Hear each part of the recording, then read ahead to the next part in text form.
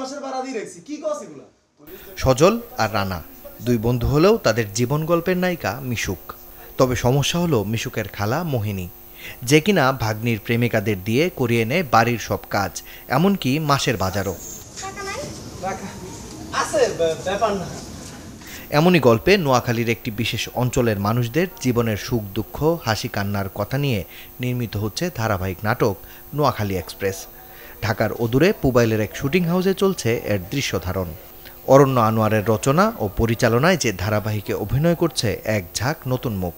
নোয়াখালী এক্সপ্রেসের গল্পটা সুন্দর, ডিরেক্টর সবসময় পরীক্ষিত, আর আমরা চেষ্টা করছি আমাদের সর্বোচ্চ দিয়ে। সো আই গেস অডিয়েন্সের ভালো লাগবে।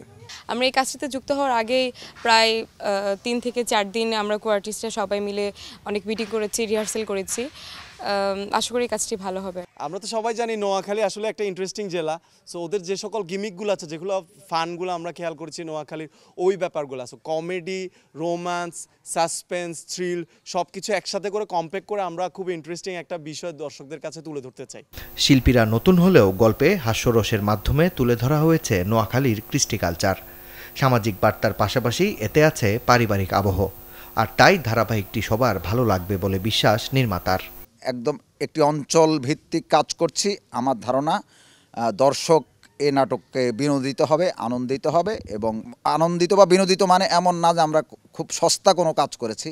আমরা আসলে অনেক সিরিয়াস একটা কাজ করেছি, কিন্তু অনেক আনন্দের মাধ্যমে, অনেক ফানের মাধ্যমে। নির্মাতা জানান সবকিছু ঠিক থাকলে আসছে অক্টোবর থেকে দেশের একটি বেসরকারি টেলিভিশনের পাশাপাশি অনলাইনে দেখা যাবে নোয়াখালী এক্সপ্রেস।